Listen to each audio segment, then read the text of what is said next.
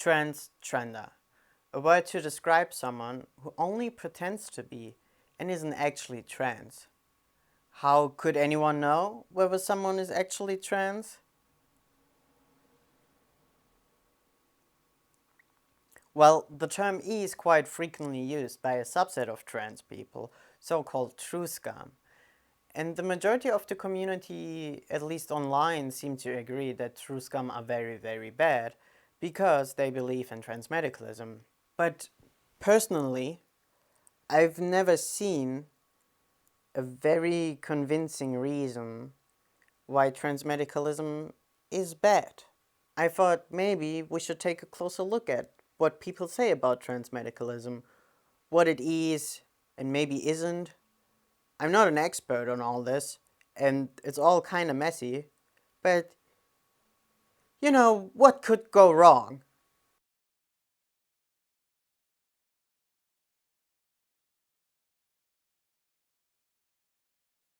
Now that I've put on my transman costume and my transman lighting, we can proceed to take a look at what being Truska means, or at least could mean. And for that we will look at a very reputable source, SJWiki. Yep, so Truscum are trans people who delegitimize the gender of other trans people. They claim one can truly be transgender unless one experiences gender dysphoria. The typical member of the community is an adolescent US American white trans man with little to no experience with the medical establishment and has been out for a relatively short amount of time. Well, checks out, I guess. They attempt, consciously or unconsciously, to discredit and marginalize other members of the transgender community.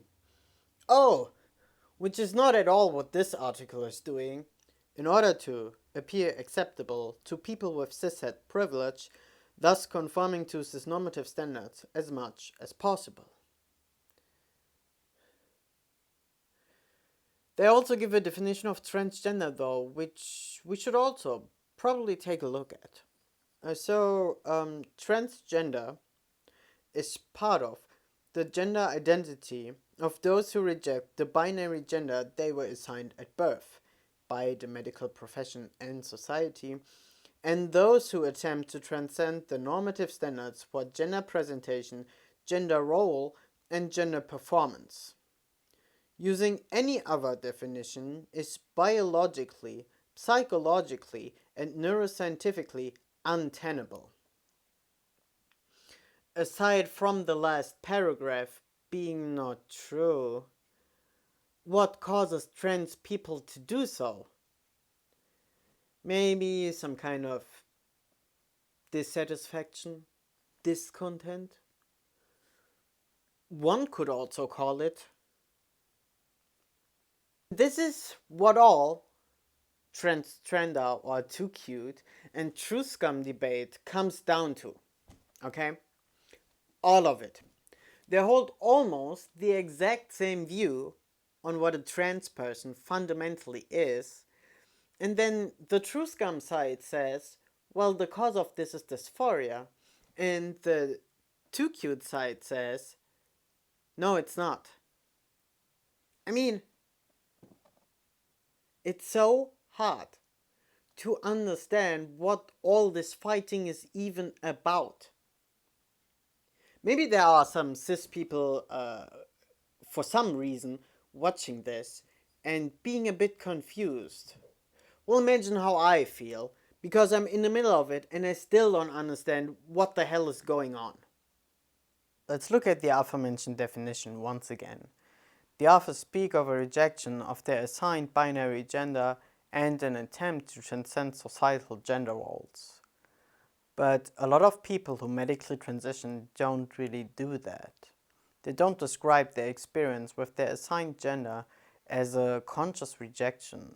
Rather, they say that they were always their gender, but that their bodies simply didn't match. I also don't think that the activism that, to me, seems to be the driving force behind attempting to transcend gender roles can be counted as a motivation for transitioning, because being trans made me an activist, not the other way around.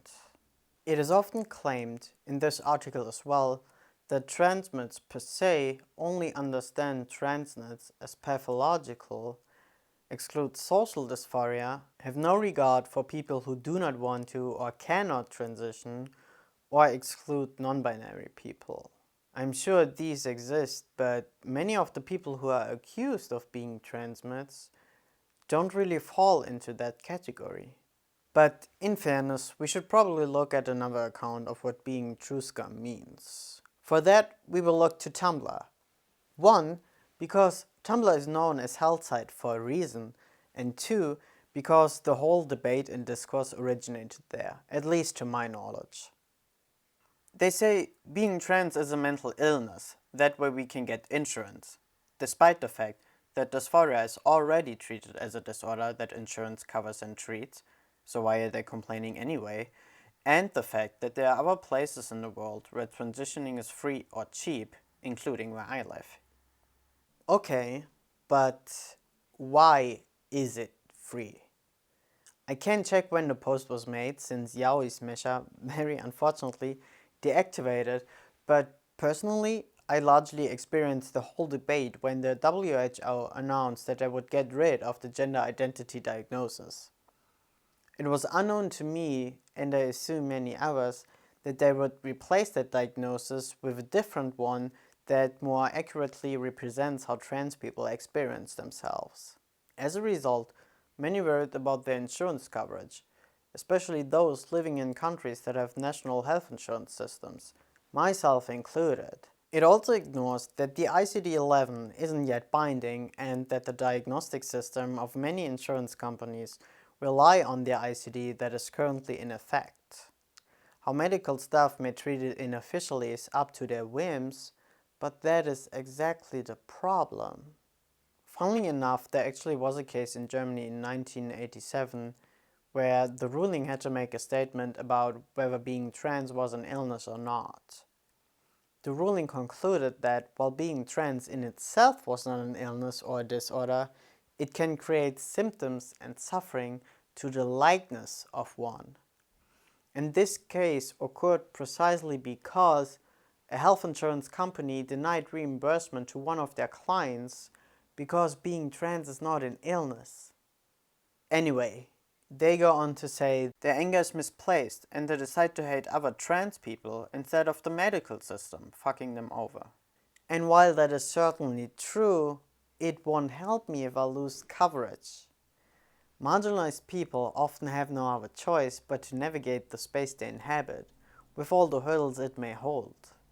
Losing a diagnosis might not only mean that you lose coverage for your treatment, but that you could lose access to treatment entirely. I think there's also a sentiment in this post that is best addressed by Betcha in their article Feminist Perspective on Trans Issues for the SCP. Back in the day, there was this perspective that medical professionals enabled trans people and their follies. And they very correctly, in my eyes, point out that these medical professionals who supported trans people were themselves marginalized and harassed. In other words, it is not trans people versus the medical establishment, it is trans people versus transphobes. Like the majority of anti-transmeds, they claim that the transmed position isn't only that being opportunistic about what it means to be trans might be necessary in our current system, but that they believe that being trans is literally an identity disorder, which is an entirely different position from the former. They say that this belief is demonstrably false, which it is, but in my eyes it isn't really the core of this debate. Another account of what transmedicalism means is provided by a popular sloth on Twitter. They say that in transmedicalism it is medical professionals who get the final say on who is trans and who isn't. But again, that to me doesn't seem to be really what a lot of people who are accused of being transmeds claim. Furthermore, Having dysphoria and being diagnosed with dysphoria are not the same thing.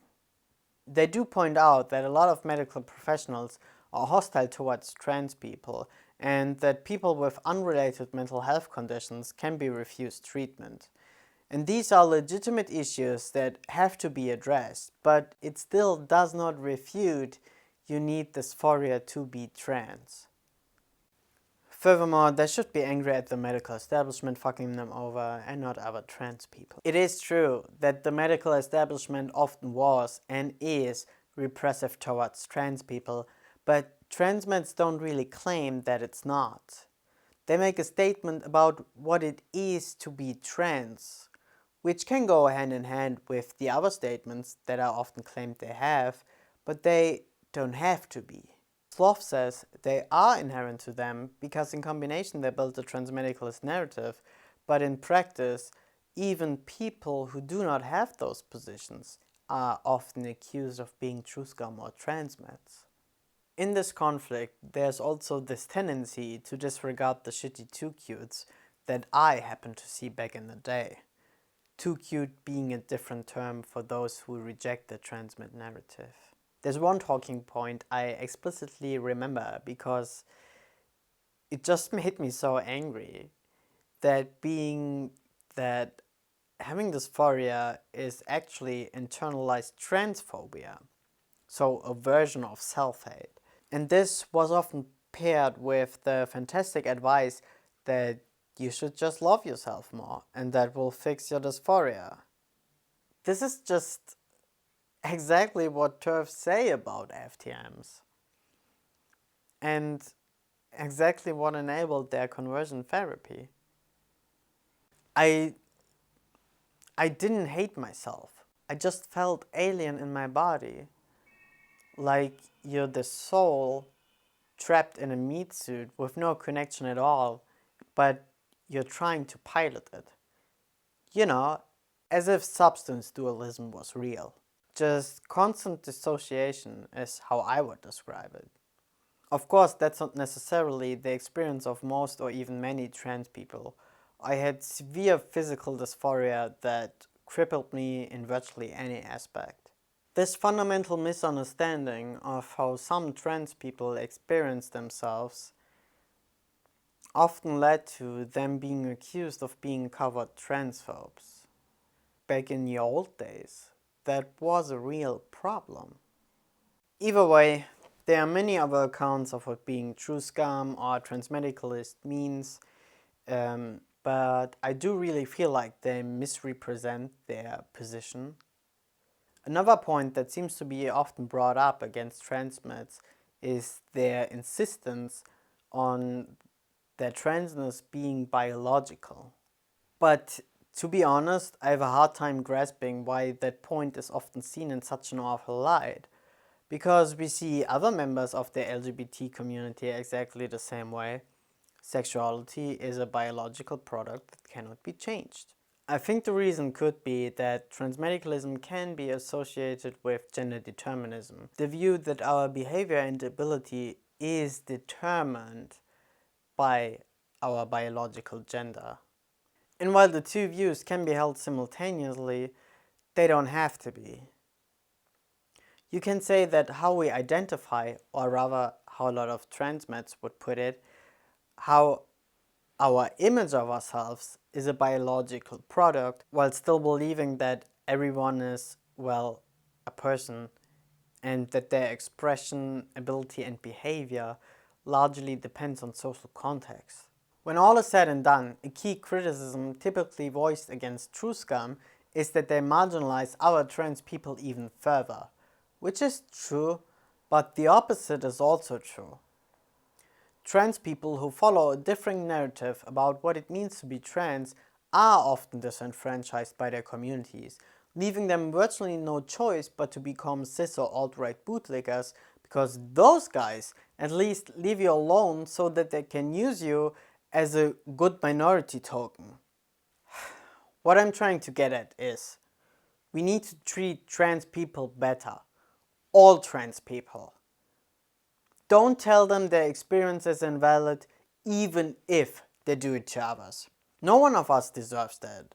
And quite frankly, anyone who does that is the real cis bootlicker to me, because they inflict the exact same violence on us.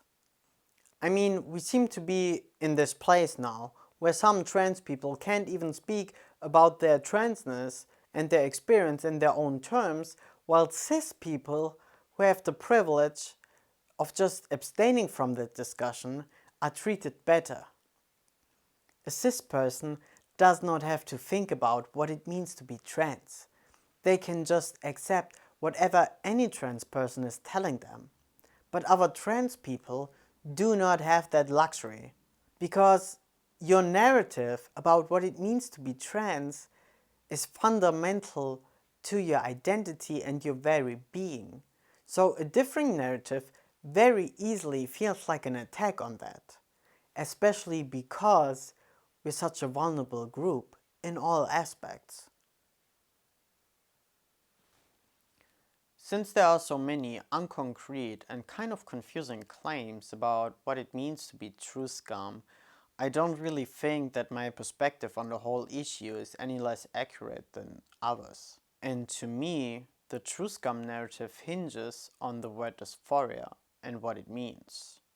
This brings us to a large amount of problems, so-called qualia problems. More precisely, in this case, the beetle in a box problem. The beetle in a box problem, or the beetle in a box analogy, was first coined by Wittgenstein, and while he uses it to argue something else entirely, I do think it shows quite nicely how qualia and language interact. Suppose every person has a box. Everyone can only look into their own box and only knows what a beetle is by seeing the thing inside of their box. In a case like that, it is of course possible that what I call a beetle and what you call a beetle are actually two completely different things. Applying this to our topic, it is possible that both our boxes are empty, that neither of us have dysphoria, but I simply believe that I do. It is possible we both have dysphoria, but you simply don't call the thing in your box the same thing I do, even though from an objective point of view it would be possible to say that we have the same thing in our boxes. And lastly, it is also possible that I do have dysphoria in my box and you don't have dysphoria in your box. We can solve this problem. So why do Truscum get so bent out of shape when somebody says there is no beetle in their box? Well, because in their perspective, we both say we're beetle havers, but then you go on to say you actually have no beetle in your box. Having dysphoria is what it means to be trans, to them.